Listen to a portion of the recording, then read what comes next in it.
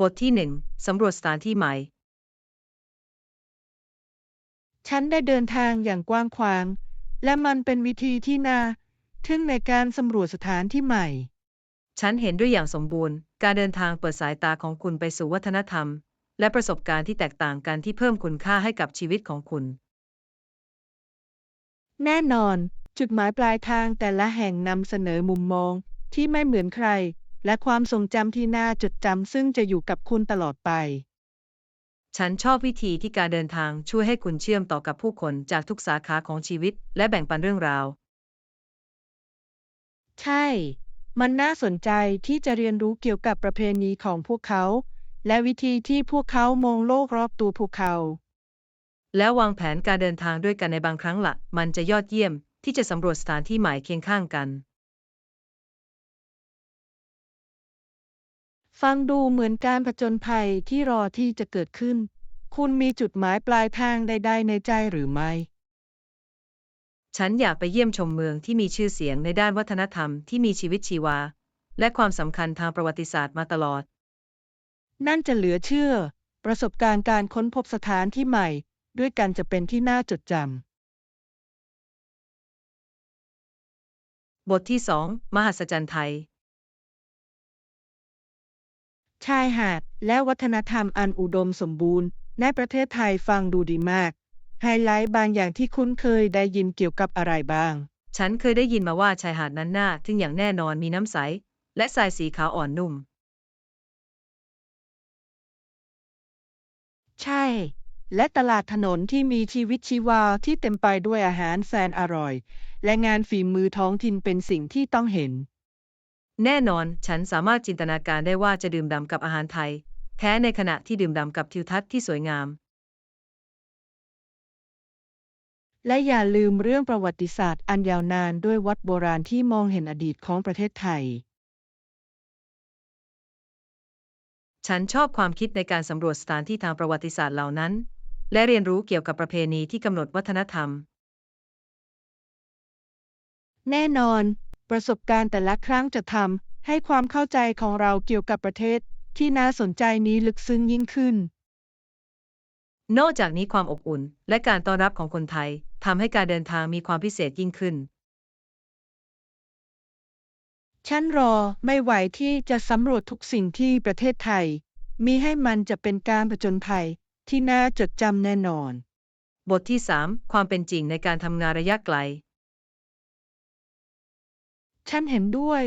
มันไม่เหมือนกับการอยู่ในสำนักงานเดียวกันแต่เรากำลังทำให้มันใช้งานได้ คุณพบกลยุทธ์ที่มีประสิทธิภาพในการเชื่อมต่อและมีประสิทธิผลในขณะทำงานจากระยะไกลหรือไม่ ใช่ฉันพบว่าการสนทนาทางวิดีโอปกติช่วยรักษาการเชื่อมต่อส่วนตัวกับเพื่อนร่วมงานได้อย่างแท้จริง นั่นเป็นความคิดที่ยอดเยี่ยมการเห็นใบหน้าของกันและกันสามารถทำให้การสื่อสารรู้สึกเป็นจริงและมีส่วนร่วมมากขึ้น แน่นอนฉันยังพบว่าการกำหนดขอบเขตที่ชัดเจนสำหรับชั่วโมงทำงานช่วยให้ฉันมุ่งเน้นและสมดุล นั่นเป็นสิ่งสำคัญมากมันง่ายที่จะปล่อยให้งานกระจายไปในเวลาส่วนตัวเมื่อคุณอยู่ที่บ้าน แน่นอนฉันพยายามสร้างพื้นที่ทำงานเฉพาะที่ส่งสัญญาณเมื่อฉันอยู่ในโหมดการทำงานเทียบกับโหมดการผ่อนคลาย ฉันรักแนวทางนั้น มันช่วยสร้างกิจวัตรประจำวันที่สามารถเพิ่มผลผลิตได้ แน่นอนมาแบ่งปันเคล็ดลับกันเถอะเราร่วมกันเราสามารถนำทางวิธีการทำงานใหม่นี้ได้อย่างมีประสิทธิภาพ บทที่ 4 การตัดสินใจเรื่องอาหาร สิ่งสำคัญคือต้องหลีกเลี่ยงอาหารแฟชั่นใหม่ที่ได้รับความนิยมเป็นครั้งคราวเพราะมักขาดการสนับสนุนทางวิทยาศาสตร์ แน่นอนอาหารเหล่านี้อาจทำให้เข้าใจผิด และอาจไม่ให้สารอาหารที่จำเป็นที่ร่างกายของเราต้องการในการทำงานอย่างถูกต้อง แน่นอนหลายคนกระโดดบนแบนวากอนโดยไม่คำนึงถึงผลกระทบระยะยาวของการเปลี่ยนแปลงที่รุนแรงดังกล่าว ใช่และบ่อยครั้งที่อาหารเหล่านี้ส่งเสริมนิสัยการกินที่ไม่ยั่งยืน ซึ่งอาจนำไปสู่การอดอาหารโยๆ นั่นเป็นจุดที่ยอดเยี่ยม แต่การมุ่งเน้นไปที่โภชนาการที่สมดุลและความพอเหมาะสมมักจะเป็นแนวทางที่ดีต่อสุขภาพ แน่นอนทุกอย่างเกี่ยวกับการค้นหาไลฟ์สไตล์ที่เหมาะกับคุณส่วนตัวแทนที่จะติดตามแนวโน้ม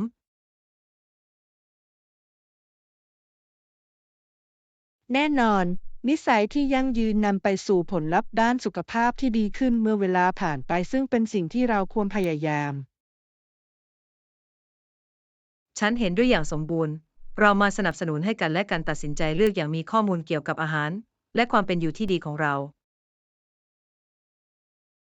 แน่นอน ด้วยกันเราสามารถสนับสนุนซึ่งกันและกันในการบรรลุเป้าหมายด้านสุขภาพของเราด้วยวิธีที่ปลอดภัย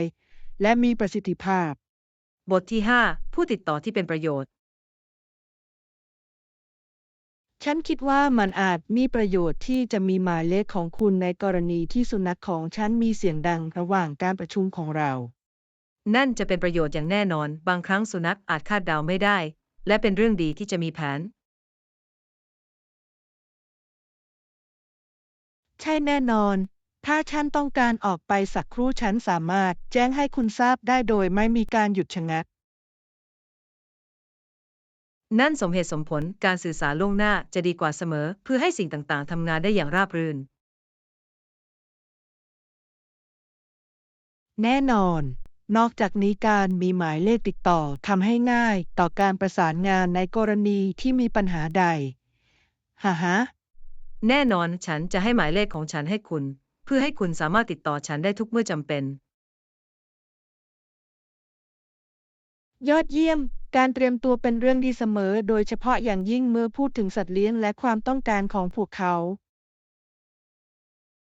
แน่นอนฉันขอขอบคุณการพิจารณาของคุณในการคิดล่วงหน้าเกี่ยวกับวิธีจัดการกับสิ่งรบกวนที่อาจเกิดขึ้น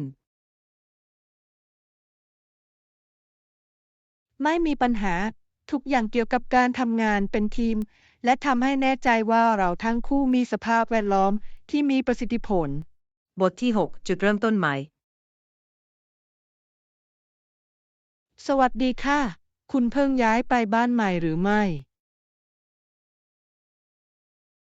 ใช่ฉันเพิ่งตั้งถิ่นฐานในสัปดาห์ที่แล้ว และมันเป็นการผจญภัยที่ทำให้ทุกอย่างเป็นระเบียบเรียบร้อยแล้ว ฟังดูน่าตื่นเต้น การย้ายอาจเป็นการเริ่มต้นใหม่ แต่ก็มาพร้อมกับชุดความท้าทายของตัวเองด้วย แน่นอนการคลายบรรจุนั้นค่อนข้างทับยั้งเสมอแต่ฉันชอบความคิดในการสร้างพื้นที่ใหม่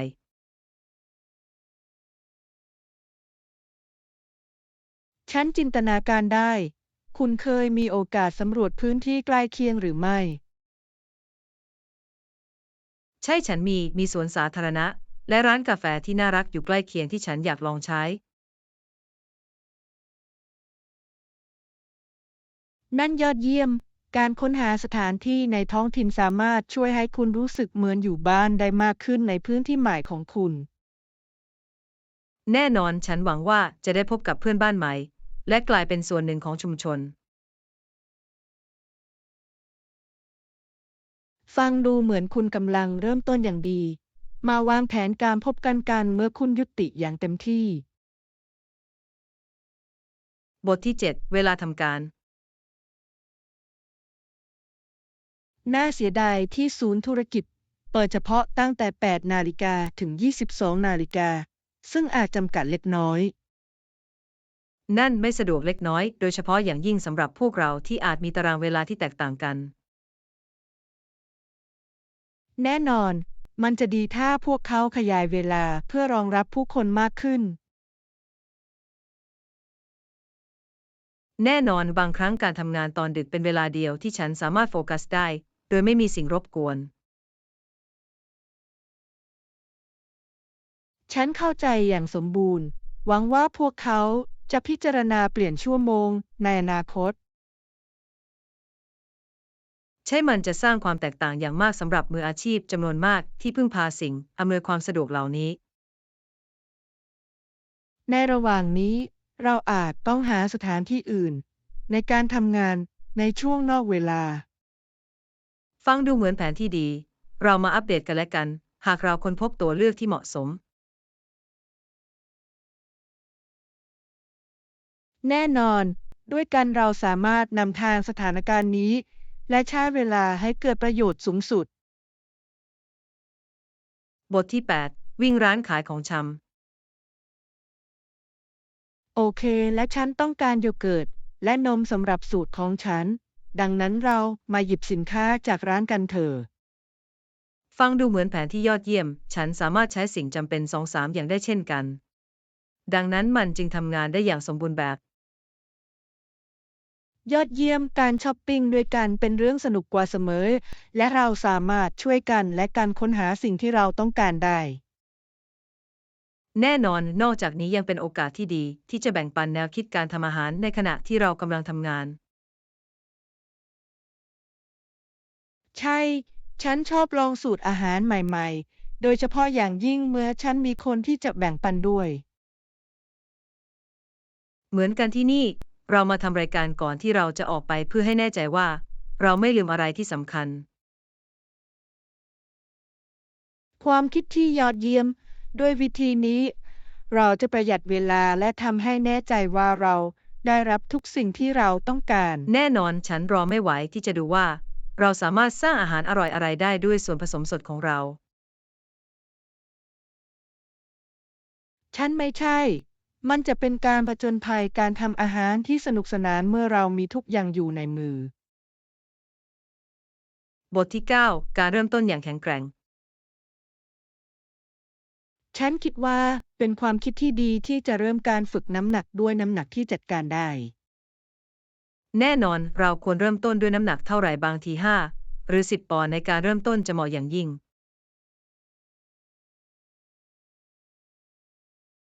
ฟังดูสมเหตุสมผลการเริ่มต้นแสงจะช่วยให้เรามุ่งเน้นไปที่รูปแบบและเทคนิคของเรา ใช่และสิ่งสำคัญคือต้องหลีกเลี่ยงการบาดเจ็บ โดยเฉพาะอย่างยิ่งเมื่อเรากำลังเพิ่งเข้าสู่กิจวัตรประจำวัน แน่นอน เมื่อเราสร้างความแข็งแกร่งและความมั่นใจเราสามารถค่อยๆเพิ่มน้ำหนักที่เราใช้ ฉันชอบแนวทางนั้นมันช่วยให้เราก้าวหน้าตามจังหวะของเราเองในขณะที่ยังคงท้าทายตัวเอง นอกจากนี้การมีหลักฐานที่มั่นคงจะทำให้เราประสบความสำเร็จในระยะยาวในการออกกำลังกายของเรา แน่นอนฉันรอไม่ไหวที่จะเห็นว่าเราจะแข็งแกร่งขึ้นมากแค่ไหนเมื่อเวลาผ่านไปด้วยแผนนี้ มันน่าตื่นเต้นที่จะติดตามความคืบหน้าของเราและเฉลิมฉลองความสำเร็จของเราด้วยกัน บทที่ 10 การพัฒนาความแข็งแกร่ง ในช่วงหลายชั่วอายุคนลักษณะที่เป็นประโยชน์ของลักษณะบางอย่างจะกลายเป็นเรื่องปกติมากขึ้นเรื่อยฮ่า นั่นน่าสนใจ มันน่าอัศจรรย์ว่าวิวัฒนาการทำงานอย่างไรสร้างสายพันธุ์ให้ปรับตัวให้เข้ากับสภาพแวดล้อม แน่นอน ลักษณะเหล่านั้นที่ช่วยเพิ่มความอยู่รอด และการสืบพันธุ์มีแนวโน้มที่จะถ่ายทอดผ่านไปหลายชั่วอายุคน ใช่และเป็นเรื่องที่น่าสนใจที่จะคิดว่ากระบวนการนี้ใช้ไม่เพียงแต่กับสัตว์เท่านั้น แต่ยังรวมถึงพืชและแม้แต่มนุษย์ด้วย แน่นอน แต่ละรุ่นมีส่วนช่วยในการยืดหยุ่นโดยรวม และความสามารถในการปรับตัวของสายพันธุ์ มันเหมือนวิธีของธรรมชาติในการทำให้แน่ใจว่าผู้ที่แข็งแกร่งรอด และเจริญเติบโตได้ดีในสภาพที่เปลี่ยนแปลง ใช่ แนวคิดนี้ช่วยให้เราเข้าใจความหลากหลายทางชีวภาพ และความสำคัญของการปกป้องสายพันธุ์ต่างๆ ฉันเห็นด้วยอย่างสมบูรณ์ สิ่งสำคัญคือต้องชื่นชมความสมดุลที่ละเอียดอ่อนของระบบนิเวศที่สนับสนุนชีวิตบนโลก การเรียนรู้เกี่ยวกับวิวัฒนาการทำให้เรามีข้อมูลเชิงลึกที่มีคุณค่า เกี่ยวกับสถานที่ของเราเอง บ ใน ท โล ที่ กธรรม 11 การ ชา เติ ติ บโตขึ้น พ่อแม่ของฉันบอกว่าฉันต้องเข้านอนเร็วเพราะฉันมีโรงเรียนในวันถัดไป นั่นเข้าใจได้ พวกเขาต้องการให้คุณพักผ่อนอย่างดี และพร้อมที่จะเรียนรู้ในตอนเช้า ฉันรู้แต่บางครั้งฉันหวังว่าฉันจะตื่นนอนในภายหลังเพื่อสนุกกับเพื่อนมากขึ้น ฉันเข้าใจอย่างสิ้นเชิง มันยากที่จะรอเมื่อคุณตื่นเต้นที่จะเติบโตและมีอิสระมากขึ้น ใช่ ฉันรอไม่ไหวจนกว่าฉันจะโตขึ้น จากนั้นฉันสามารถเรียกตัวเองเกี่ยวกับการนอนได้ มันเป็นความคิดที่น่าตื่นเต้นมาก เมื่ออายุมากขึ้นมีความรับผิดชอบและความเป็นอิสระมากขึ้น แน่นอนแต่ฉันรู้ด้วยว่าด้วยความเป็นอิสระนั้นฉันจะต้องจัดการเวลาอย่างชาญฉลาด แน่นอนการเรียนรู้ที่จะสร้างสมดุลความรับผิดชอบและความสนุกสนานจะเป็นทักษะที่สำคัญเมื่อคุณโตขึ้น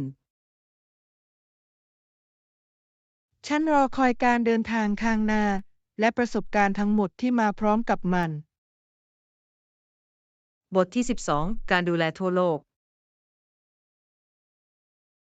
ลูกค้าที่พึงพอใจเป็นสิ่งสำคัญ โดยเฉพาะอย่างยิ่งสำหรับผู้ป่วยไส้เลื่อนที่ต้องการการดูแลที่ดีที่สุดเท่าที่แน่จะนอนเป็นไปเป็นที่น่าได้ สนใจที่จะทราบว่าผู้ป่วยเหล่านี้ไม่เพียงแต่มาจากแคนาดาและสหรัฐอเมริกาเท่านั้น แต่ยังมาจากประเทศอื่นฮะ ใช่ สิ่งนี้เน้นชื่อเสียงของผู้ให้บริการด้านการดูแลสุขภาพ และคุณภาพของการรักษาที่มีอยู่ มันเป็นจริงๆ ผู้ป่วยมักยินดีเดินทางไปทางไกลเพื่อรับการดูแลเฉพาะทาง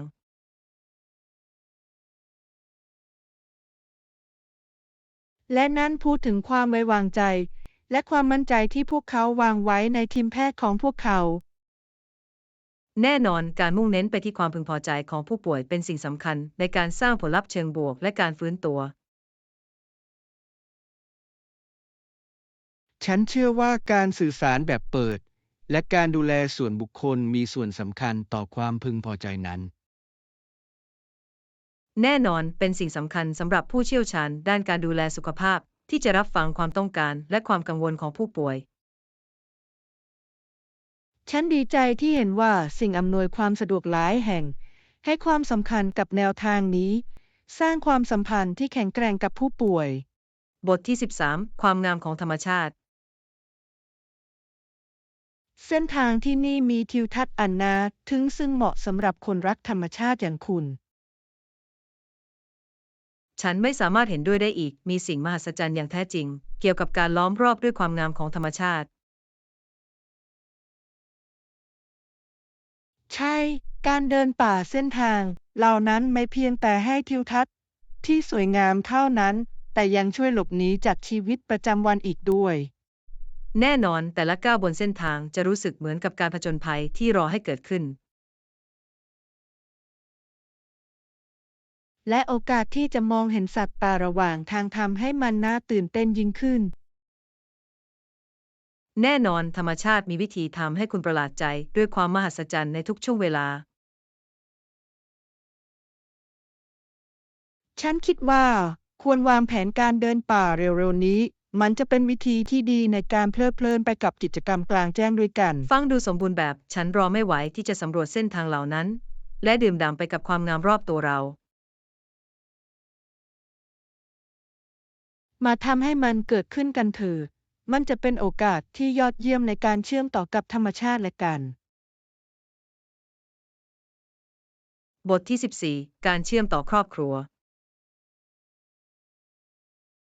คุณรู้ไหมฉันมักจะรู้สึกว่าการชุมนุมของครอบครัว รวบรวมป้าลุงลูกพี่ลูกน้องหลานชาย และแม้แต่เจ้าสาวมารวมกัน แน่นอนแต่ละคนเพิ่มรสชาติที่เป็นเอกลักษณ์ให้กับส่วนผสมสร้างบรรยากาศที่มีชีวิตชีวา ใช่และเป็นเรื่องที่น่าสนใจว่าทุกครอบครัวมีประเพณีของตัวเองที่ทำให้การชุมนุมเหล่านี้เป็นพิเศษ แน่นอนฉันชอบได้ยินเรื่องราวที่ถ่ายทอดผ่านไปหลายชั่วอายุคนมันเชื่อมโยงเรากับรากของเรามาจริง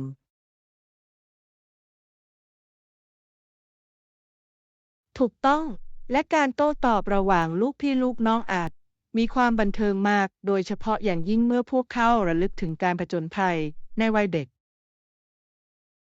แน่นอนเป็นเรื่องที่ยอดเยี่ยมที่ได้เห็นว่าความผูกพันในวัยเด็กเหล่านั้นมีวิวัฒนาการอย่างไรเมื่อทุกคนโตขึ้นและเริ่มต้นครอบครัวของตัวเอง ใช่และเป็นเรื่องที่น่าตื่นเต้นที่ได้เห็นคนรุ่นใหม่สร้างความสัมพันธ์ของตนเองและต่อมรดกของครอบครัวต่อไป ฉันเห็นด้วยอย่างสมบูรณ์ครอบครัวเป็นส่วนสำคัญในชีวิตของเราและการเชื่อมต่อเหล่านั้นช่วยสร้างรูปลักษณ์ว่าเราเป็นใครอย่าลืมชื่นชมช่วงเวลาเหล่านั้นและสร้างความทรงจำใหม่ในระหว่างการชุมนุมครอบครัวครั้งต่อไปของเรา บทที่15แผนการเดินทางเราจะมาถึงในวันที่ 10 กรกฎาคมดังนั้น เราจึงควรเริ่มวางแผนการเดินทางของเราตามนั้น โอเคฉันจะทำการจองให้คุณเพื่อให้แน่ใจว่าทุกอย่างถูกกำหนดไว้สำหรับการมาถึงของเรา ฟังดูสมบูรณ์แบบ การรักษาที่พักไว้ล่วงหน้าเป็นเรื่องผ่อนคลายเสมอ แน่นอนฉันจะมองหาสถานที่ที่สะดวกและมีรีวิวที่ดีเพื่อให้การเข้าพักของเราสนุกสนาน ยอดเยี่ยม ฉันขอขอบคุณที่คุณดูแลสิ่งนั้น มันจะช่วยให้เราสามารถมุ่งเน้นไปที่การสนุกกับเวลาของเราด้วยกัน ไม่มีปัญหาเลยฉันตื่นเต้นกับการเดินทางและรอไม่ไหวที่จะสำรวจพื้นที่กับคุณ ฉันด้วย มันสนุกกว่าเสมอที่จะค้นพบสถานที่ใหม่กับคนที่ชื่นชมการผจญภัย แน่นอนมาทำให้ทริปนี้เป็นที่น่าจดจำด้วยกิจกรรมและประสบการณ์มากมายที่จะแบ่งปัน แน่นอน ฉันหวังว่าจะสร้างความทรงจำใหม่ร่วมกันในการเดินทางนี้ บทที่ 16 สิ่งจำเป็นในการบรรจุ ยอดเยี่ยม เรามาตรวจสอบให้แน่ใจว่า มีของทั้งหมดของเราก่อนที่จะเดินทางไป นั่นเป็นความคิดที่ชาญฉลาดมันง่ายที่จะลืมสิ่งสำคัญเมื่อคุณรีบเร่ง แน่นอน ฉันชอบทำรายการตรวจสอบเสมอเพื่อให้แน่ใจว่าไม่มีอะไรถูกทิ้งไว้ข้างหลัง นั่นเป็นกลยุทธ์ที่ดี ฉันจะเริ่มรวบรวมสิ่งของของฉันและตรวจสอบเมื่อเรากำลังไป สมบูรณ์แบบ ฉันจะทำเช่นเดียวกัน และเราสามารถช่วยกันจำสิ่งของในนาทีสุดท้ายได้ ใช่การทำงานเป็นทีมทำให้ง่ายขึ้น มันสนุกกว่าเสมอที่จะเตรียมตัวสำหรับการเดินทางด้วยกัน แน่นอน นอกจากนี้การตรวจสอบไอเทมยังรู้สึกพึงพอใจ และทำให้เราเป็นระเบียบ ฉันเห็นด้วย เรามาตรวจสอบให้แน่ใจว่าเรามีของว่างและความบันเทิงสำหรับการเดินทางกันเถอะ ความคิดที่ยอดเยี่ยม การเดินทางที่เตรียมไว้อย่างดีนั้นสนุกกว่าเสมอตั้งแต่ต้นจนจบ บทที่ 17 การเดินทางทางประวัติศาสตร์ เมืองนี้เป็นเมืองใหญ่สุดท้ายที่ผู้คนจะผ่านไปทางไปยังพื้นที่เพาะปลูกใหม่ทางทิศตะวันตก นั่นน่าสนใจ มันต้องเป็นจุดหยุดที่สำคัญสำหรับผู้ตั้งถิ่นฐานในช่วงเวลานั้น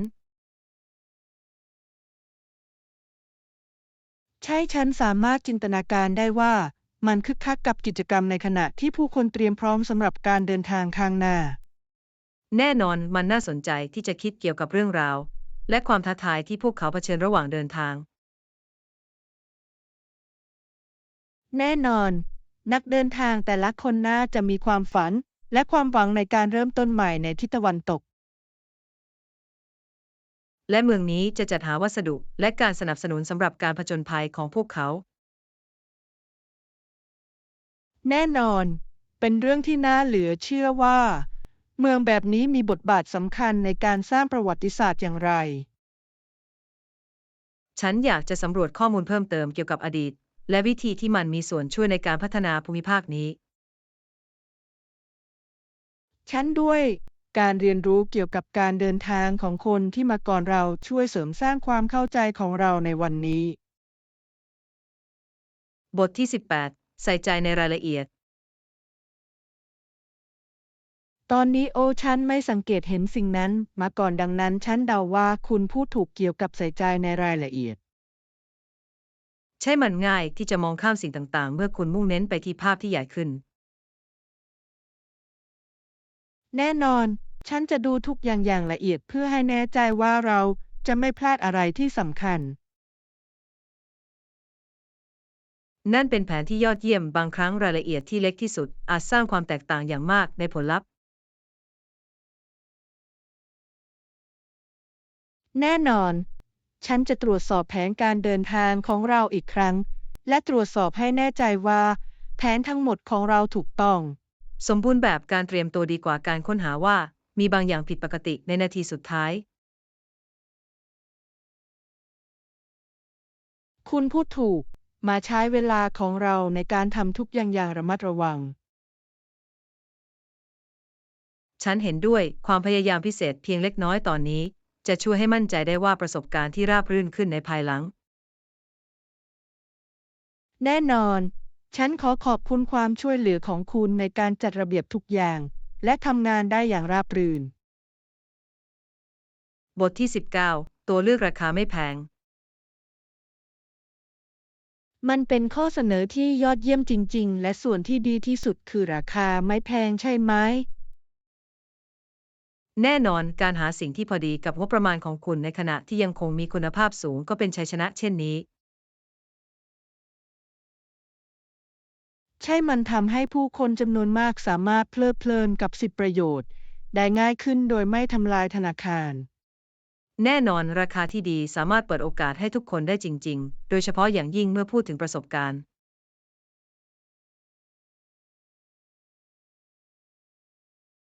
ฉันไม่สามารถเห็นด้วยได้อีก มันสดชื่นเมื่อเห็นตัวเลือกที่เข้าถึงได้สำหรับผู้ชมที่กว้างขึ้น นอกจากนี้เมื่อมีบางอย่างราคาไม่แพงจะช่วยให้มีความยืดหยุ่นมากขึ้นในการวางแผนและเพลิดเพลินกับชีวิต แน่นอน มันกระตุ้นให้ผู้คนลองสิ่งใหม่ๆ โดยไม่ต้องเครียดจากการใช้จ่ายมากเกินไป ฉันรักสิ่งนั้นมันทำให้ทุกอย่างรู้สึกผ่อนคลายและสนุกมากขึ้นโดยรู้ว่าคุณไม่ได้ใช้จ่ายมากเกินไป แน่นอน เรามาแน่ใจว่าได้มองหาข้อเสนอที่ยอดเยี่ยมเช่นนี้ในอนาคตกันเถอะ บทที่ 20 มารยาทสำคัญ ดูเหมือนว่าชีวิตร่วมสมัยกระตุ้นมารยาทที่ไม่ดี ซึ่งค่อนข้างน่ากังวล ฉันเห็นด้วยอย่างสมบูรณ์รู้สึกเหมือนว่ามารยาทไม่ได้สอนให้กับคนหนุ่มสาวในแบบที่เคยเป็นไปอีกต่อไป ใช่และนั่นอาจนำไปสู่ความเข้าใจผิด และการขาดความเคารพในการโต้ตอบทางสังคม แน่นอนมารยาทการสอนเป็นสิ่งจำเป็นสำหรับการช่วยให้บุคคลสามารถนำทางสถานการณ์ทางสังคมได้อย่างสง่างาม แน่นอน มารยาทที่ดีส่งเสริมความสัมพันธ์เชิงบวก และความเคารพซึ่งกันและกันในหมู่ผู้คน ฉันคิดว่าเป็นสิ่งสำคัญสำหรับโรงเรียนและครอบครัวที่จะเน้นความสำคัญของมารยาทในวันนี้ แน่นอน การปลูกฝังค่านิยมเหล่านั้นตั้งแต่เนิ่นๆอาจส่งผลกระทบที่ยั่งยืนต่อคนรุ่นอนาคต ฉันหวังว่าเราจะหาวิธีส่งเสริมมารยาทและการพิจารณาที่ดีขึ้นในชีวิตประจำวันของเรา ฉันด้วย เป็นการเปลี่ยนแปลงเล็กน้อยที่สามารถสร้างความแตกต่างอย่างมากในชุมชนของเรา บทที่ 21 ปัญหาการเดินทาง ในที่สุดสายการบินก็สามารถค้นหามันได้ในที่สุดฟังดูเหมือนเป็นเรื่องยากลำบาก ใช่มันเป็นสถานการณ์ที่ตึงเครียดจริงๆ พวกเขาสามารถค้นหากระเป๋าเดินทางที่สูญหายของคุณได้อย่างไร พวกเขาต้องติดตามมันผ่านการเชื่อมต่อต่างๆ แต่ฉันรู้สึกโล่งใจเมื่อพวกเขาโทรหาฉัน นั่นคงเป็นความโล่งใจเช่นนี้ ฉันสามารถจินตนาการได้ว่าคุณกำลังรอการอัปเดตกังวลแค่ไหน แน่นอน การสูญเสียกระเป๋าอาจทำให้การเดินทางของคุณลดลง ได้จริงๆ โดยเฉพาะอย่างยิ่งเมื่อคุณต้องการสิ่งของคุณ ฉันสามารถสื่อสารได้ มันเป็นความท้าทายเสมอเมื่อคุณอยู่ในที่ใหม่ โดยไม่มีสิ่งของคุณ ใช่แต่ฉันรู้สึกขอบคุณสำหรับการบริการลูกค้าของพวกเขา พวกเขาแจ้งให้ฉันทราบตลอดกระบวนการ มันยอดเยี่ยมที่จะได้ยิน การสื่อสารที่ดีสามารถช่วยบรรเทาความเครียดของสถานการณ์ดังกล่าวได้จริง แน่นอน มันทำให้ประสบการณ์นี้จัดการได้ง่ายขึ้นเล็กน้อยโดยรู้ว่า พวกเขาอยู่เหนือสิ่งนั้น ๆ บทที่ 22 Solution สร้างสรรค์ มันตลกว่างานที่น่าเบื่อในการวาดภาพรั้วสามารถกลายเป็นกิจกรรมสนุกได้อย่างไร ใช่ฉันได้ยินว่า เขาสามารถชักชวนเด็กชายอีกหลายคนให้ช่วยเขาโดยแซงทำว่า การวาดภาพรั้วเป็นความท้าทายที่น่าตื่นเต้น แน่นอน เป็นเรื่องฉลาดที่เขาเปลี่ยนงานธรรมดาให้กลายเป็นสิ่งที่สนุกสนานสำหรับทุกคนที่เกี่ยวข้อง ฉันรักแนวทางนั้น มันแสดงให้เห็นว่า ความคิดสร้างสรรค์สามารถทำให้แม้แต่งานที่น่าเบื่อที่สุดก็ดูน่าดึงดูดได้อย่างไร แน่นอน บางครั้งสิ่งที่ต้องใช้คือจินตนาการเล็กน้อยเพื่อเปลี่ยนมุมมอง แน่นอน และการทำงานร่วมกันทำให้งานดำเนินไปเร็วขึ้น และสนุกสนานมากขึ้น ใช้การทำงานเป็นทีมสามารถเปลี่ยนโครงการใดๆ ให้กลายเป็นประสบการณ์ที่สนุกได้จริง ฉันคิดว่ามันเป็นบทเรียนที่ยอดเยี่ยมในการค้นหาความสุขในงานประจำวัน และใช้ประโยชน์สูงสุดจากมัน ๆ แน่นอน อย่าลืมรักษาวิญญาณนั้น ให้มีชีวิตอยู่ในการทำงานของเราเอง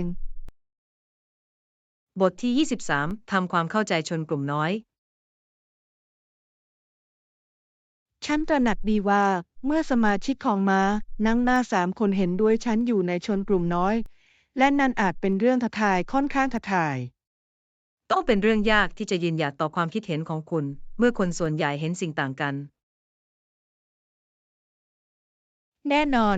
ดังนั้นงานต่อไปของฉันคือการตรวจสอบให้แน่ใจว่ามุมมองของฉันจะได้ยินแม้ว่าจะรู้สึกเหมือนว่าฉันกำลังต่อสู้แบบสูงขึ้นก็ตาม นั่นเป็นแนวทางที่กล้าหาญสิ่งสำคัญคือต้องแสดงมุมมองทางเลือกเพื่อการอภิปรายอย่างครบวงจร ใช่ ฉันเชื่อว่าความหลากหลายของความคิดนำไปสู่การตัดสินใจที่ดีขึ้นในระยะยาว แน่นอนแม้ว่าบางครั้งจะรู้สึกไม่สบายตัวแต่การท้าทายความเห็นฉันทามติก็สามารถกระตุ้นการสนทนาที่มีคุณค่าได้ ฉันเห็นด้วยอย่างสมบูรณ์ เป้าหมายของฉันคือการนำเสนอข้อโต้แย้งของฉันอย่างชัดเจน และสนับสนุนด้วยหลักฐานที่มั่นคง นั่นเป็นกลยุทธ์ที่ยอดเยี่ยมการเตรียมตัวเป็นอย่างดีสามารถช่วยให้คุณยืนหยัดและได้รับความเคารพ ฉันหวังว่าแม้ในชนกลุ่มน้อยการมีส่วนร่วมของฉันสามารถนำไปสู่การเปลี่ยนแปลงที่มีความหมาย บทที่ 24 สมบัติของสนามบิน ว้าวดูของที่ระลึกเหล่านี้ทั้งหมดที่ร้านของที่ระลึกของสนามบินพวกเขาแสดงให้เห็นถึงวัฒนธรรมท้องถิ่นจริง ฉันรู้ใช่ไหมมันน่าตื่นเต้นเสมอที่จะหาไอเทมที่ไม่เหมือนใครที่เตือนคุณถึงการเดินทางของคุณ ๆ แน่นอน ฉันถูกล่อลวงที่จะซื้อสิ่งพิเศษเพื่อระลึกถึงการเดินทางครั้งนี้ ฉันด้วยมีบางอย่างเกี่ยวกับการนำสถานที่กลับบ้านที่ทำให้ความทรงจำคงอยู่ได้นานขึ้น ใช่ นอกจากนี้ของที่ระลึกยังสามารถเป็นของขวัญที่ดีสำหรับครอบครัวและเพื่อนที่ชื่นชมรสชาติของการผจญภัยของคุณ แน่นอนฉันชอบหาบางอย่างที่บอกเล่าเรื่องราวเกี่ยวกับที่ฉันเคยไป จริงมาก มาใช้เวลาในการเรียกดูและดูสิ่งที่ดึงดูดสายตาของเรา ความคิดที่ยอดเยี่ยมใครจะรู้เราอาจพบสิ่งที่พิเศษอย่างแท้จริงที่เราไม่สามารถต้านทานได้ ฉันรอคอยที่จะค้นพบของที่ระลึกที่สมบูรณ์แบบจากการเดินทางของเรา บทที่ 25 ผ้าใบของธรรมชาติ เขาเห็นและวาดไฟทุ่งหญ้าจับภาพสีสันสดใสและความเข้มของฉาก ฟังดูน่าทึ่งต้องเป็นสิ่งที่น่าทึ่งที่จะได้เห็นปรากฏการณ์ทางธรรมชาติเช่นนี้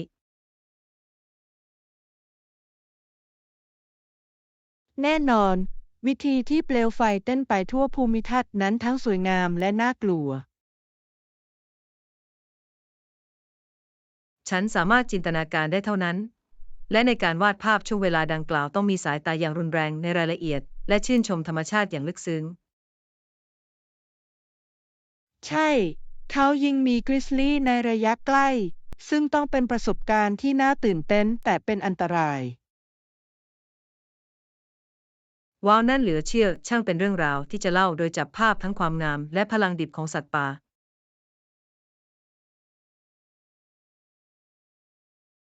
แน่นอน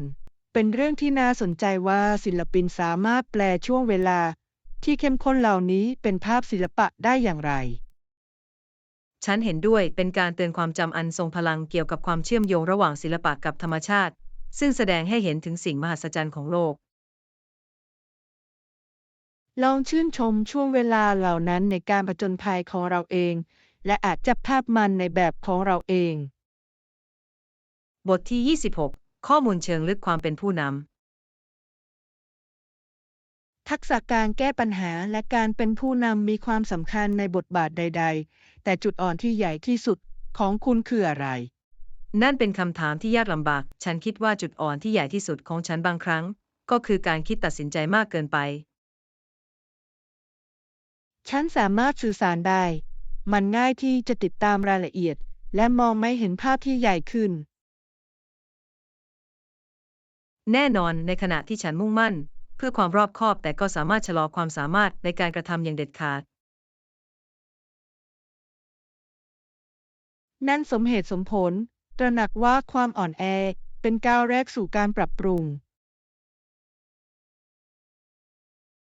ใช่ฉันกำลังทำงานเพื่อไว้วางใจสัญชาตญาณของฉันมากขึ้น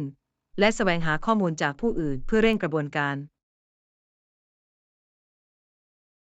ฉันคิดว่านั้นเป็นวิธีการที่ยอดเยี่ยม ความร่วมมือสามารถเพิ่มประสิทธิภาพในการตัดสินใจและลดความลังเล แน่นอนฉันกำลังเรียนรู้ที่จะปรับสมดุลความละเอียดถี่ถ้วนกับการกระทำซึ่งเป็นสิ่งสำคัญสำหรับการเป็นผู้นำที่มีประสิทธิภาพ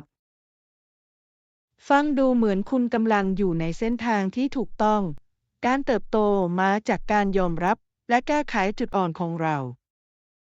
บทที่ 27 การเดินทางที่ราบรื่น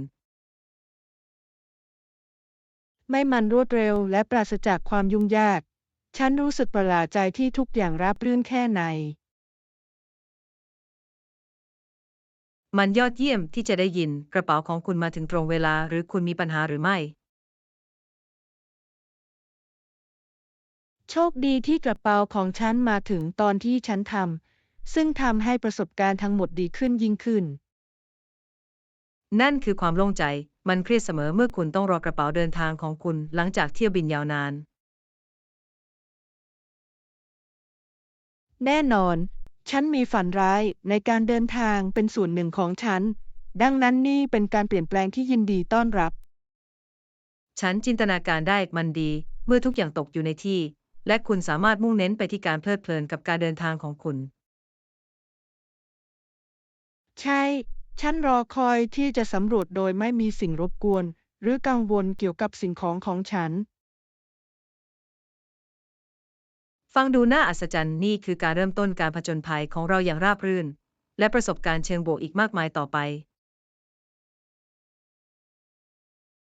ขอแสดงความยินดีกับสิ่งนั้น มาใช้ประโยชน์สูงสุดจากการเดินทางนี้ด้วยกัน บทที่ 28 ไกด์ท้องถิ่น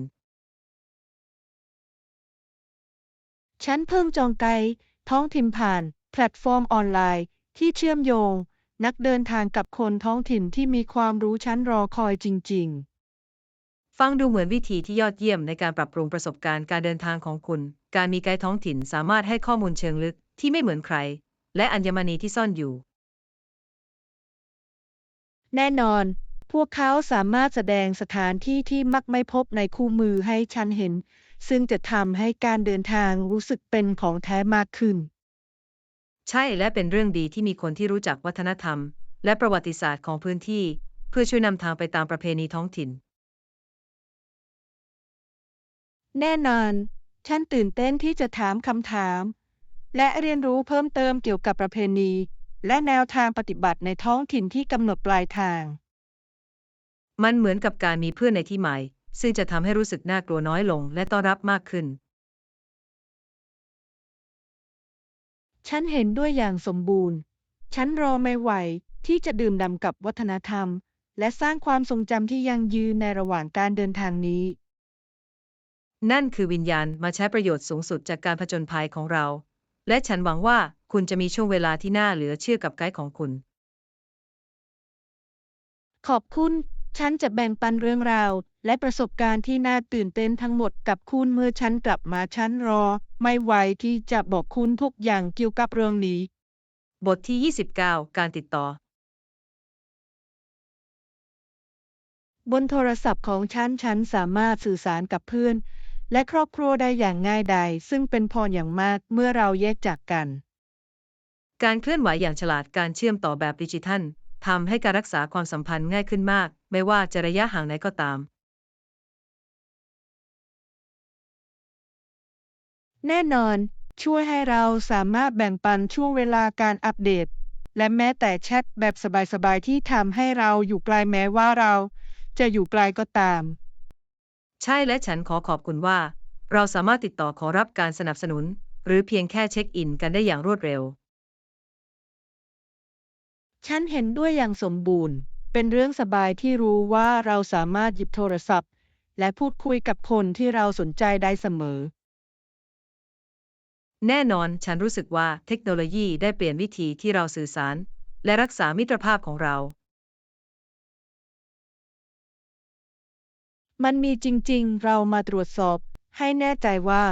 ได้ใช้เครื่องมือเหล่านั้นเพื่อเสริมสร้างการเชื่อมต่อของเรา และเช็คอินเป็นประจแน่นอนนี่คือการใช้ประโยชน์สูงสุดจากยุคดิจิทัลของเรา และทำให้คนที่คุณรักไว้ใกล้ชิดไม่ว่าเราจะอยู่ที่ไหน ำ ใช่ ด้วยกันเราสามารถมั่นใจได้ว่าระยะทางไม่เคยขัดขวางมิตรภาพ และความสัมพันธ์ในครอบครัวของเรา บทที่ 30 การเปรียบเทียบพื้นที่ พื้นที่ที่เราพูดถึงนั้นค่อนข้างน่าสนใจ เป็นที่น่าสนใจที่จะสังเกตว่าภูมิภาคหนึ่งมีพื้นที่ใหญ่กว่า 59,600 ตารางกิโลเมตร แน่นอนมันน่าทึ่งว่าขนาดสามารถส่งผลกระทบต่อวัฒนธรรมเศรษฐกิจ และสภาพแวดล้อมของภูมิภาคได้อย่างไร ใช่พื้นที่ที่ใหญ่ขึ้นมากมายถึงระบบนิเวศ และประชากรที่หลากหลายมากขึ้น ซึ่งอาจนำไปสู่ความท้าทาย และโอกาสที่ไม่เหมือนใคร แน่นอนภูมิศาสตร์ที่แตกต่างกันสามารถมีอิทธิพลต่อทุกสิ่งตั้งแต่การเกษตรไปจนถึงการท่องเที่ยวสร้างเอกลักษณ์ของพื้นที่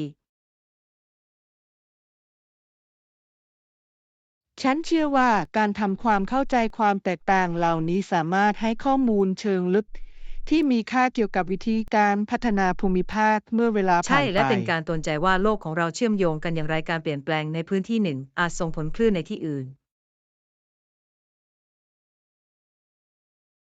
ฉันตื่นเต้นที่จะเรียนรู้เพิ่มเติมเกี่ยวกับภูมิภาคเหล่านี้ และลักษณะเฉพาะของพวกเขามีส่วนช่วยในภาพที่กว้างขึ้นอย่างไร เหมือนกันที่นี่มาสำรวจและหารือเกี่ยวกับหัวข้อที่น่าสนใจเหล่านี้ ต่อไปในขณะที่เราเรียนรู้เพิ่มเติมเกี่ยวกับโลกของเรา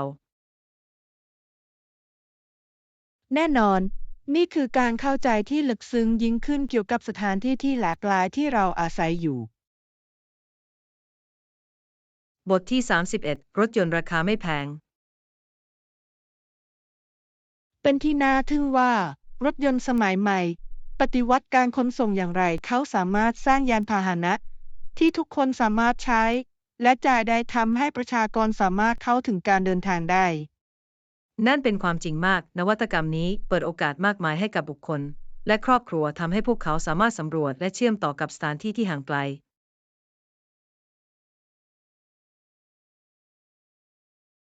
แน่นอนผลกระทบของรถยนต์ราคาไม่แพงได้สร้างสังคมของเราในรูปแบบนับไม่ถ้วนทำให้ผู้คนสามารถทำงานและรักษาความสัมพันธ์ทางสังคมได้ง่ายขึ้น ใช่และเป็นเรื่องที่น่าสนใจว่าการเข้าถึงนี้มีอิทธิพลต่อการวางแผนเมืองอย่างไรนำไปสู่การพัฒนาชานเมืองและทางหลวงที่เชื่อมโยงเมืองต่างๆ ฉันเห็นด้วยอย่างสมบูรณ์ วิวัฒนาการของรถยนต์ได้เปลี่ยนพลวัตของวิธีที่เรามีชีวิตทำงาน และโต้ตอบซึ่งกันและกันโดยพื้นฐาน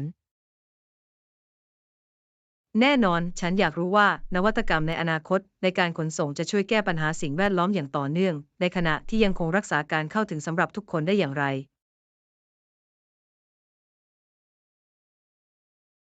ใช้การยอมรับยานพาหนะไฟฟ้า และการปฏิบัติที่ยั่งยืนจะเป็นสิ่งจำเป็นสำหรับการสร้างอนาคตที่เป็นมิตรกับสิ่งแวดล้อม ในขณะที่มั่นใจได้ว่าทุกคนฉันสามารถตื่นเต้นเดินทางที่ได้ได้ เห็นว่าการเดินทางครั้งนี้พาเราไปที่ไหนความเป็นไปได้ที่ข้างหน้านั้นน่าตื่นเต้นอย่างแท้จริง นี่คืออนาคตที่เต็มไปด้วยโซลูชันการขนส่งที่เป็นนวัตกรรมที่เป็นประโยชน์ต่อทั้งผู้คนและโลก บทที่ 32 การขนส่งที่มีประสิทธิภาพ เราสามารถนั่งรถไฟไปยังปลายทางของเรามันค่อนข้างสะดวก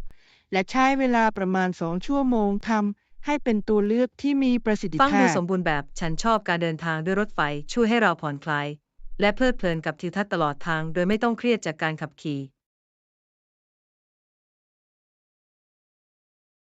แน่นอน นอกจากนี้ยังเป็นมิตรกับสิ่งแวดล้อม และมักให้พื้นที่สะดวกสบายในการเคลื่อนที่ระหว่างการเดินทาง ใช่และโอกาสที่จะพบผู้คนใหม่บนรถไฟสามารถทำให้การเดินทางสนุกยิ่งขึ้นเนื่องจากคุณไม่เคยรู้ว่าคุณอาจพบใครได้ ฉันเห็นด้วย มันน่าสนใจเสมอที่จะได้ยินเรื่องราวจากเพื่อนนักเดินทาง และแบ่งปันประสบการณ์ที่สามารถเสริมสร้างการเดินทางของเราได้ แน่นอน และเมื่อเรามาถึงเราจะสดชื่น และพร้อมที่จะสำรวจโดยไม่ต้องยุ่งยากในการนำทางการจราจร แน่นอน ฉันหวังว่าจะได้เห็นสถานที่ท่องเที่ยว และสร้างความทรงจำที่ยอดเยี่ยมระหว่างการเดินทางของเรา ใช่ ขอให้แน่ใจว่าได้บรรจุของว่างสำหรับการเดินทาง และเพลิดเพลินกับทุกช่วงเวลาด้วยกัน ฉันรอไม่ได้ นี่คือการผจญภัยที่กำลังจะมาถึง และประสบการณ์ที่น่าตื่นเต้นทั้งหมดที่รอเราอยู่ บทที่ 33 การสำรวจวัฒนธรรม วัดที่เงียบสงบที่ฉันไปเยี่ยมชมนั้นน่าหลงใหล อย่างแน่นอนความสงบและความงามของสภาพแวดล้อมทำให้มันเป็นประสบการณ์ที่น่าจดจำ ฟังดูเหลือเชื่อ ฉันสามารถจินตนาการได้ว่าต้องสงบแค่ไหนที่จะใช้เวลาในพื้นที่เงียบสงบที่เต็มไปด้วยประวัติศาสตร์และจิตวิญญาณอันอุดมสมบูรณ์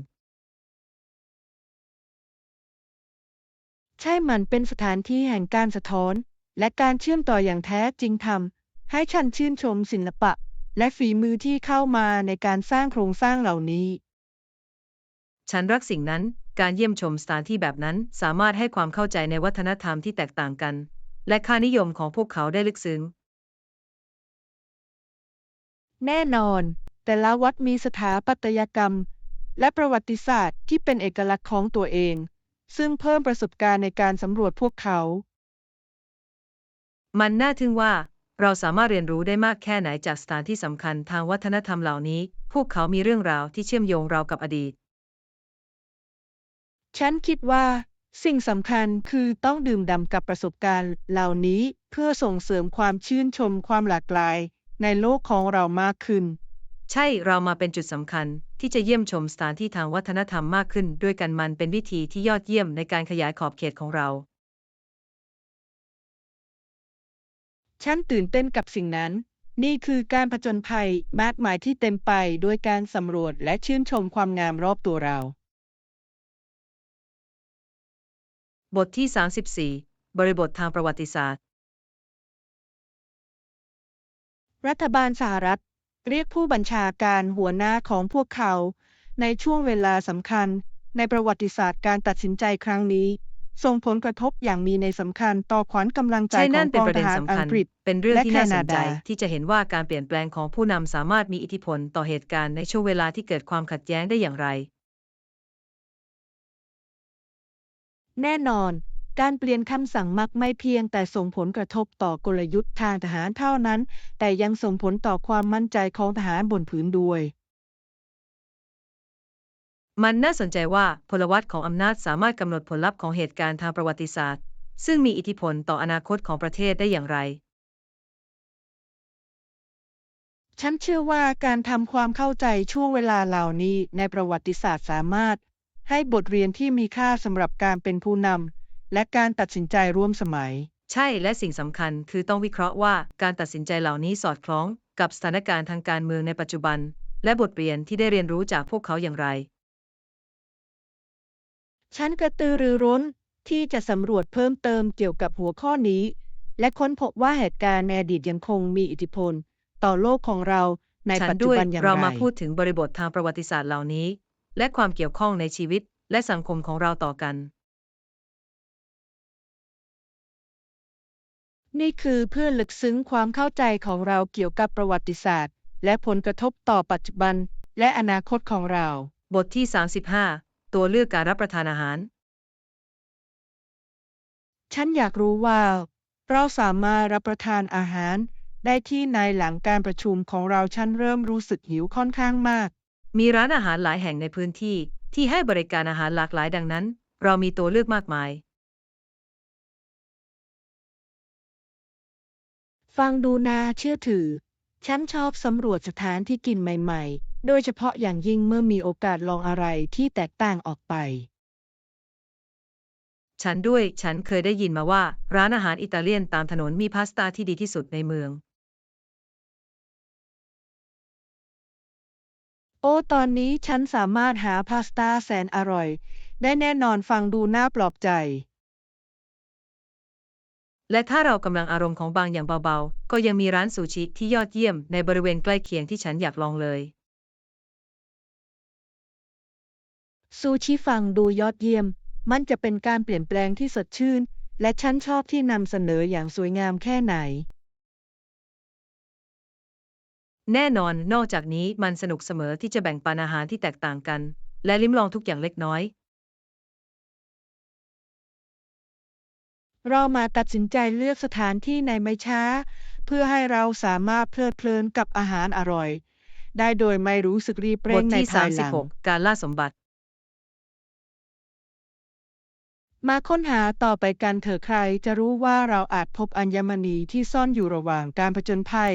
ในช้อปปิ้งของเรา ฉันเห็นด้วยอย่างสมบูรณ์ความตื่นเต้นในการค้นพบสิ่งที่ไม่คาดคิดทำให้มันน่าตื่นเต้นยิ่งขึ้น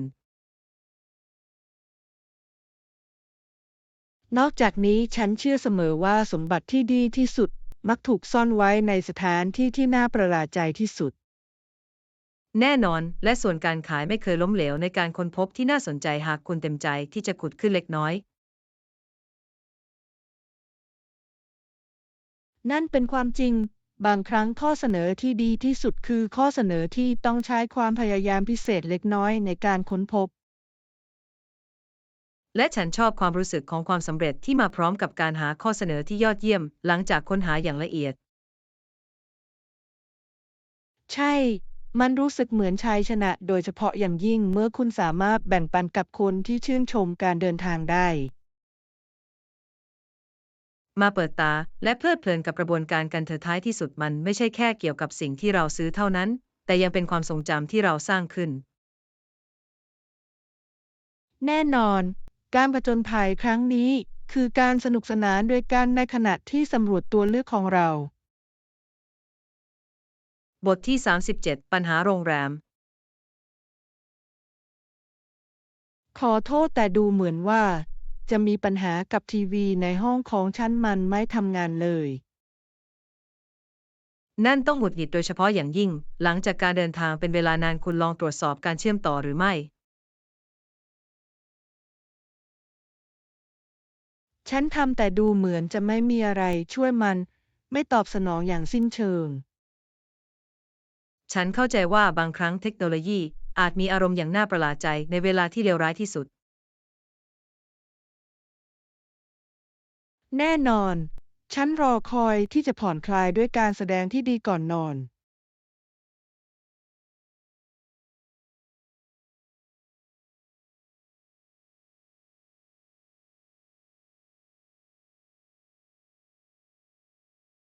หวังว่าพนักงานจะช่วยเหลือคุณได้อย่างรวดเร็วสิ่งสำคัญ คือต้องรู้สึกสบายในพื้นที่ของคุณ ใช้การมีทีวีที่ใช้งานได้เป็นวิธีที่ดีในการผ่อนคลายโดยเฉพาะอย่างยิ่งเมื่อคุณอยู่ห่างจากบ้าน ฉันเห็นด้วย มาดูกันว่าพวกเขาสามารถเสนอวิธีแก้ปัญหา เพื่อให้คุณสามารถเพลิดเพลินกับช่วงเย็นของคุณได้หรือไม่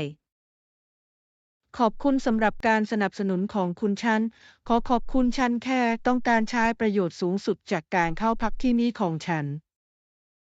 บทที่ 38 การเปลี่ยนมุมมอง เป็นผลให้ผู้หญิงหลายคนเต็มใจที่จะมีเพศสัมพันธ์ก่อนแต่งงานมากกว่าที่เคยมีมาก่อน นั่นเป็นจุดที่น่าสนใจทัศนคติทางสังคม มีวิวัฒนาการอย่างแน่นอนในช่วงหลายปีที่ผ่านมา ใช่และมักสะท้อนให้เห็นถึงการเปลี่ยนแปลงที่กว้างขึ้นในการมองและเข้าใจความสัมพันธ์ในปัจจุบัน เป็นเรื่องที่น่าสนใจที่จะเห็นว่าการเปลี่ยนแปลงทางวัฒนธรรมสามารถมีอิทธิพลต่อการเลือกส่วนบุคคลได้อย่างมีนัยสำคัญ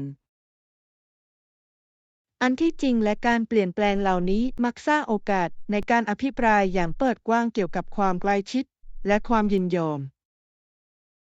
นั่นเป็นความจริงมาก เป็นสิ่งสำคัญที่ผู้คนต้องรู้สึกมีอำนาจในการตัดสินใจเลือกที่เหมาะสมกับพวกเขา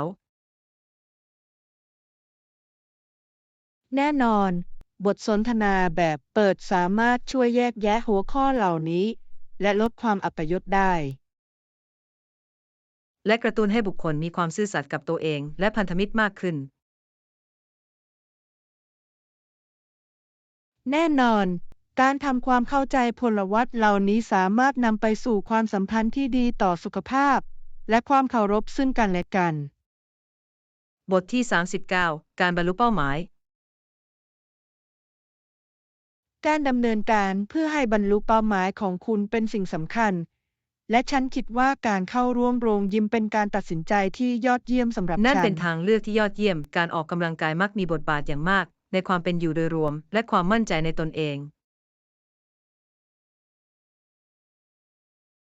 แน่นอนว่าฉันสังเกตเห็นว่าการออกกำลังกายเป็นประจำสร้างความแตกต่างในเชิงบวกในอารมณ์และระดับพลังงานของฉัน เป็นแรงบันดาลใจที่จะเห็นคุณมุ่งมั่นในการเดินทางนี้การมีเทรนเนอร์ส่วนบุคคลต้องเป็นแรงจูงใจที่ยอดเยี่ยมเช่นกัน ใช่มันช่วยจริงๆที่จะมีคนแนะนำคุณและทำให้คุณมีความรับผิดชอบตลอดทาง และพวกเขาสามารถปรับการออกกำลังกายให้เหมาะกับความต้องการเฉพาะของคุณ ซึ่งทำให้การบรรลุเป้าหมายเหล่านั้นจัดการได้ง่ายขึ้น แน่นอน นอกจากนี้ยังเป็นวิธีที่ยอดเยี่ยมในการเรียนรู้เทคนิคใหม่ๆ และยังคงมีส่วนร่วมกับกิจวัตรการออกกำลังกายของคุณ ฉันชื่นชมความทุ่มเทของคุณต้องใช้ความกล้าหาญในการเปลี่ยนแปลงวิถีชีวิตดังกล่าว และยึดติดตามพวกเขา ขอบคุณ ฉันเชื่อว่าด้วยความมุ่งมั่นและการสนับสนุนทุกคนสามารถบรรลุเป้าหมายของตนได้ บทที่ 40 ความท้าทายด้านเงินทุน เนื่องจากขาดเงินทุนหลายคนคิดว่านี่เป็นเรื่องน่าอับอายเนื่องจากข้อความเชิงบวกที่โปรแกรมมอบให้กับชุมชน เป็นเรื่องน่ากลัวที่จะเห็นความคิดริเริ่มที่มีค่าต่อสู้เพื่อหาทรัพยากร โดยเฉพาะอย่างยิ่งเมื่อมีผลกระทบที่มีความหมายเช่นนี้ ใช่และมักจะรู้สึกว่าโปรแกรมที่มีประโยชน์มากที่สุดเป็นโปรแกรมแรกที่ถูกตัดแม้ว่าจะมีความสำคัญ แน่นอนและมันทำให้คุณสงสัยว่าสามารถปรับปรุงชีวิตได้กี่ครั้งด้วยการสนับสนุนเพิ่มเติมเพียงเล็กน้อย ถูกต้อง การสนับสนุนและความตระหนักเป็นสิ่งสำคัญในสถานการณ์เหล่านี้ ผู้คนจำเป็นต้องตระหนักถึงคุณค่าของโปรแกรม ฉันเห็นด้วย ระดมความคิด และการแบ่งปัน ในการสร้าง เรื่องราว ความตระ ความ หนัก สำเร็จสามารถช่วยเน้นการเปลี่ยนแปลงเชิงบวกที่มาจากการริเริ่มดังกล่าว สำหรับสาเหตุนี้กันเถอะ ฟังดูเหมือนแผน เราร่วมกันเราสามารถสร้างความแตกต่างและช่วยให้มั่นใจได้ว่าโปรแกรมเหล่านี้เจริญเติบโตแน่นอนว่าความพยายามทุกอย่างมีในสำคัญและเป็นสิ่งสำคัญที่จะต้องยืนหยัดเพื่อสิ่งที่เราเชื่อ บทที่ 41 ความเป็นผู้นำที่มีประสิทธิภาพ กลยุทธ์อีกประการหนึ่งคือการมอบหมายงานตามจุดแข็งของสมาชิกแต่ละคนซึ่งสามารถเพิ่มผลผลิตได้อย่างมีนัยสำคัญ นั่นเป็นแนวทางที่ยอดเยี่ยมเมื่อทุกคนเล่นตามจุดแข็งของตนทีมจะทำงานได้อย่างมีประสิทธิภาพมากขึ้น แน่นอนและยังช่วยเพิ่มขวัญกำลังใจเมื่อบุคคลรู้สึกมีอำนาจในการมีส่วนร่วมในพื้นที่ที่พวกเขาเก่งเล่น นอกจากนี้ยังส่งเสริมความรู้สึกเป็นเจ้าของและความรับผิดชอบซึ่งมีความสำคัญต่อพลวัตของทีม ใช่เมื่อผู้คนได้รับความไว้วางใจด้วยความรับผิดชอบที่สอดคล้องกับทักษะของพวกเขามักจะภาคภูมิใจในงานของตนมากขึ้น และช่วยให้แนวคิดที่เป็นนวัตกรรมมากขึ้นเนื่องจากทักษะที่หลากหลายนำมุมมองที่แตกต่างกันมาสู่ตาราง แน่นอน การทำงานร่วมกันจะราบรื่นเมื่อทุกคนสอดคล้องกับบทบาทและความรับผิดชอบ เรามาส่งเสริมสภาพแวดล้อมแบบนี้ในทีมของเรามันเป็นสิ่งสำคัญสำหรับการบรรลุเป้าหมายร่วมของเรา ฉันไม่สามารถเห็นด้วยกันได้อีกแล้วเราร่วมกัน เราสามารถสร้างวัฒนธรรมแห่งการสนับสนุนและความเป็นเลิศ บทที่ 42 ตัวเลือกเครื่องพิมพ์ คุณสังเกตเห็นหรือไม่ว่าเครื่องพิมพ์อิงเจ็ตมักจะมีราคาถูกกว่าเครื่องพิมพ์เลเซอร์แต่มาพร้อมกับข้อเทรดบางอย่าง ใช่มันค่อนข้างน่าสนใจว่าราคาเริ่มต้นจะน่าดึงดูดอย่างไรแต่ต้นทุนระยะยาวสามารถเพิ่มขึ้นอย่างมีนัยสำคัญ แม้ว่าเครื่องพิมพ์อิงเจ็ตอาจประหยัดเงินล่วงหน้า แต่ค่าใช้จ่ายในการเปลี่ยนหมึกอาจค่อนข้างสูงเมื่อเวลาผ่านไป และฉันเคยได้ยินว่าเครื่องพิมพ์อิงเจ็ตโดยทั่วไปจะช้ากว่าโดยเฉพาะอย่างยิ่งเมื่อพูดถึงการพิมพ์เอกสารขนาดใหญ่ นั่นเป็นความจริงหากคุณต้องการพิมพ์อย่างรวดเร็วเครื่องพิมพ์เลเซอร์อาจเป็นตัวเลือกที่มีประสิทธิภาพมากกว่า แม้จะมีค่าใช้จ่ายเริ่มต้นที่สูงขึ้น นอกจากนี้เครื่องพิมพ์เลเซอร์มักจะผลิตข้อความที่คมชัดกว่าและเหมาะสำหรับงานพิมพ์ปริมาณสูง ถูกต้องมันคือการค้นหาความสมดุลระหว่างสิ่งที่คุณต้องการ และสิ่งที่เหมาะกับงบประมาณของคุณในระยะยาว คุณเคยคิดบ้างไหมว่าคุณจะใช้เครื่องพิมพ์ของคุณเพื่ออะไรเป็นหลักซึ่งสามารถช่วยกำหนดตัวเลือกที่ดีที่สุด ฉันคิดว่าฉันส่วนใหญ่จะใช้มันสำหรับเอกสารและภาพถ่ายเป็นครั้งคราว ดังนั้นบางทีอิงเจ็ตก็ยังคงใช้งานได้กับบทฉัน ที่ 43 อัปเดตการขาย แล้วยอดขายล่ะเมื่อเร็วๆนี้มีการปรับปรุงใดๆที่เราควรระวังหรือไม่ ใช่เราเห็นตัวเลขยอดขายเพิ่มขึ้นเล็กน้อยในเดือนที่แล้ว ซึ่งเป็นสัญญาณบวกสำหรับทีมของเราอย่างแน่นอน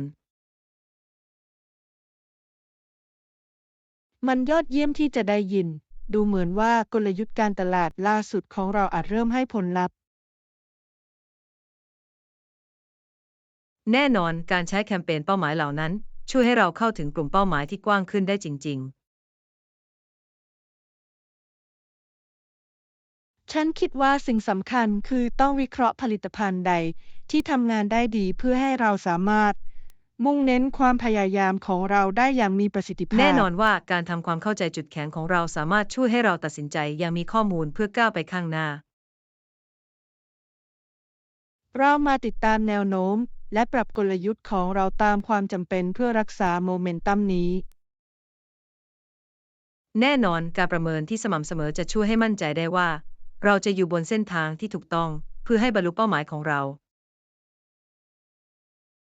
ฉันตื่นเต้นที่ได้เห็นว่า เราจะสร้างความสำเร็จนี้ได้อย่างไร ในอีกไม่กี่เดือนข้างหน้า บทที่ 44 เยี่ยมชมพิพิธภัณฑ์ศิลปะ ฉันกำลังคิดที่จะเยี่ยมชมพิพิธภัณฑ์ศิลปะท้องถิ่นฉันอยากลองดูมันในสุดสัปดาห์นี้ โอ้ฉันรักศิลปะฉันจะเข้าร่วมกับคุณไม่ใช่ไหมฉันเคยได้ยินนิทรรศการค่อนข้างน่าประทับใจในฤดูกาลนี้ แน่นอน ฉันคิดว่ามันจะเป็นประสบการณ์ที่ยอดเยี่ยมที่จะสำรวจศิลปะด้วยกันและแบ่งปันความคิดของเรา แน่นอนมีบางอย่างพิเศษเกี่ยวกับการพูดคุยเกี่ยวกับศิลปะในขณะที่ล้อมรอบด้วยมัน มันกระตุ้นความคิดสร้างสรรค์ นอกจากนี้ฉันอยากรู้ว่าพวกเขามีการติดตั้งใหม่หรือเหตุการณ์พิเศษเกิดขึ้นในขณะที่เราอยู่ที่นั่นหรือไม่ นั่นจะน่าอัศจรรย์มันน่าตื่นเต้นเสมอที่จะค้นพบศิลปินและสไตล์ใหม่ที่สร้างแรงบันดาลใจให้เรา มาวางแผนว่าจะไปเมื่อไหร่ฉันรอไม่ไหวที่จะดื่มด่ำไปกับความงามของงานศิลปะ ถ้าเราทานอาหารกลางวันล่วงหน้าละมันจะให้เวลาแก่เราในการพูดคุยเกี่ยวกับสิ่งที่เรากำลังรอคอยที่จะเห็น ฟังดูสมบูรณ์แบบมื้ออาหารและศิลปะที่ดีทำให้เป็นวันที่น่ารื่นรมย์ บทที่ 45 การเชื่อมต่อไหม นั่นเจ๋ง แล้วคุณล่ะ คุณมาจากไหน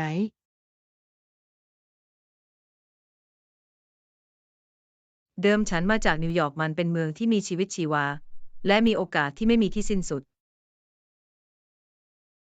นิวยอร์ก ฉันอยากไปเยี่ยมเสมอพลังที่นั่นดูเหมือนจะไม่มีใครเทียบได้ มันเป็นจริงๆ มีบางอย่างเกิดขึ้นเสมอไม่ว่าจะเป็นงานศิลปะดนตรีหรือเทศกาลอาหาร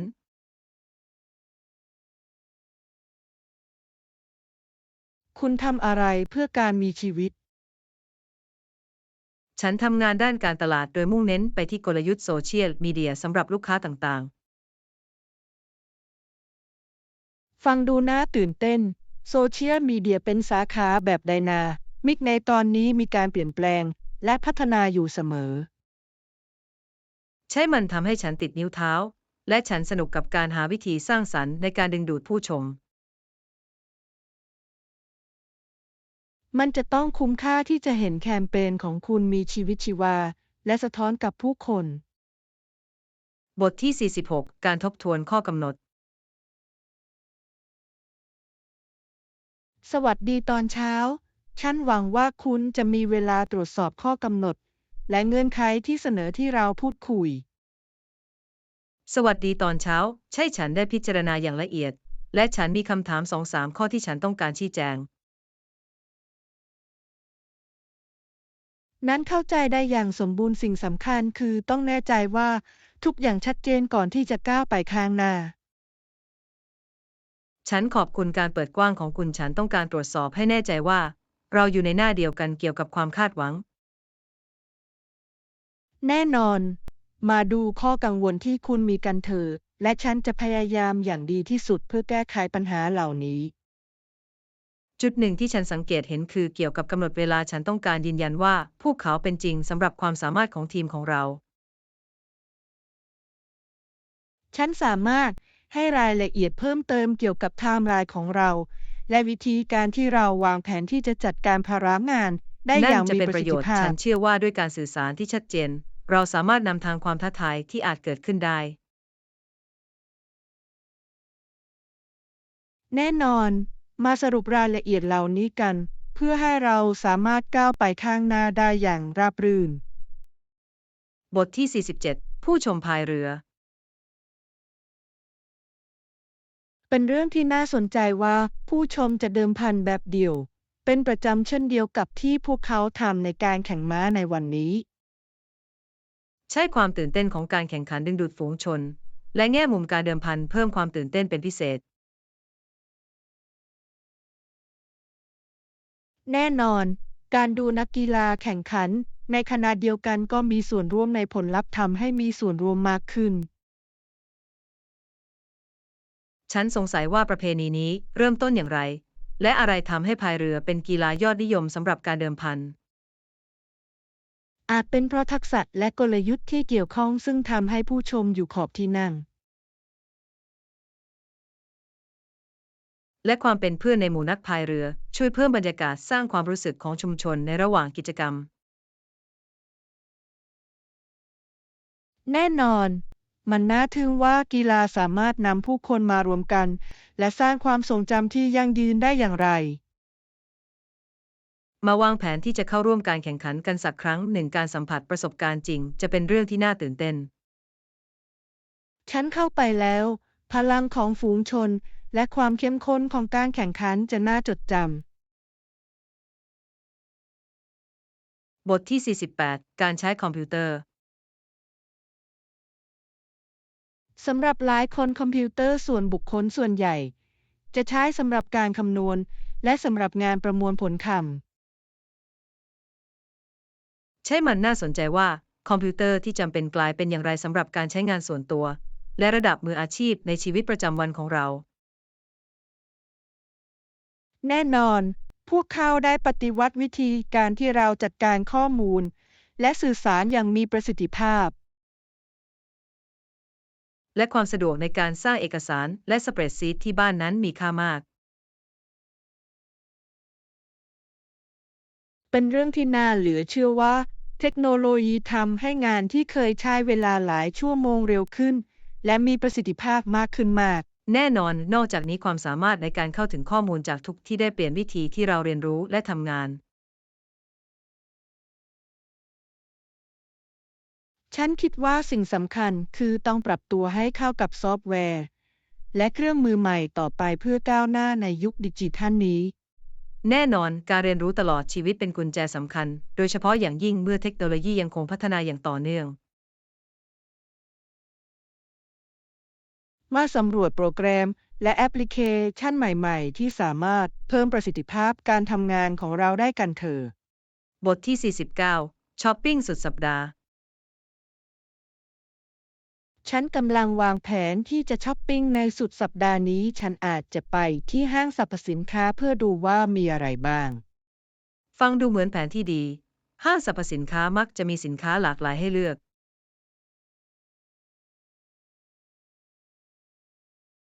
แน่นอน สะดวกในการค้นหาทุกอย่างตั้งแต่เสื้อผ้าไปจนถึงของใช้ในบ้านทั้งหมดในที่เดียว นอกจากนี้มักจะมีโอกาสที่จะได้รับยอดขายที่ดี โดยเฉพาะในช่วงสุดสัปดาห์ ใช่และฉันชอบความตื่นเต้นในการล่าราคาต่อรองในขณะที่เรียกดูแผนกต่างๆ มันน่าพอใจเสมอที่จะหาสิ่งพิเศษในราคาสุดคุ้มมันทำให้ประสบการณ์การช้อปปิ้งสนุกยิ่งขึ้น ฉันเห็นด้วย คุณมีอะไรที่เฉพาะเจาะจงที่คุณต้องการซื้อหรือไม่ ฉันหวังว่าจะหาชุดใหม่สำหรับงานที่กำลังจะมาถึงมันจะดีที่จะรีเฟรชตู้เสื้อผ้าของฉัน นั่นเป็นความคิดที่ยอดเยี่ยม มาจับตาดูชิ้นส่วนที่โดดเด่น ในขณะที่เรากำลังอยู่ที่นั่น บทที่ 50 การวิจัยแบรนด์ ฉันรู้สึกว่าฉันได้ทำการวิจัยเกี่ยวกับเครื่องพิมพ์เมื่อเร็วๆนี้ เพื่อค้นหาตัวเลือกที่ดีที่สุดสำหรับความ นั่ ต้ น อง ฉ กา ลาร ด ของ แบรนด์ ฉั ใด น บ้างที่คุณมีไว้ในใจที่โดดเด่นสำหรับคุณ ฉันกำลังมองหาตัวเลือก2-3อย่างแต่ฉันเอนตัวไปหาแบรนด์ที่รู้จักในด้านความน่าเชื่อถือและคุณภาพ นั่นเป็นสิ่งสำคัญ มันจะดีกว่าเสมอที่จะลงทุนในบางสิ่งที่จะคงอยู่และทำงานได้ดีเมื่อเวลาผ่านไป แน่นอน ฉันเคยได้ยินเรื่องดีเกี่ยวกับแบรนด์บางแบรนด์โดยเฉพาะอย่างยิ่งเกี่ยวกับการบริการลูกค้า และการสนับสนุนของพวกเขา นั่นเป็นปัจจัยสำคัญเช่นกันการเข้าถึงความช่วยเหลือ เมื่อจำเป็นอาจสร้างความแตกต่างอย่างมาก ฉันกำลังพิจารณาตัวเลือกการรับประกันด้วยเป็นเรื่องที่น่าสงสัยที่จะรู้ว่าคุณได้รับความคุ้มครองสำหรับปัญหาที่อาจเกิดขึ้น แน่นอนลองเปรียบเทียบผลการค้นพบของเรา และดูว่าเราสามารถจำกัดตัวเลือกที่ดีที่สุดร่วมกันได้หรือไม่ ความคิดที่ยอดเยี่ยม ฉันคิดว่าเราจะพบเครื่องพิมพ์ที่สมบูรณ์แบบที่ตรงตามความต้องการทั้งหมดของเรา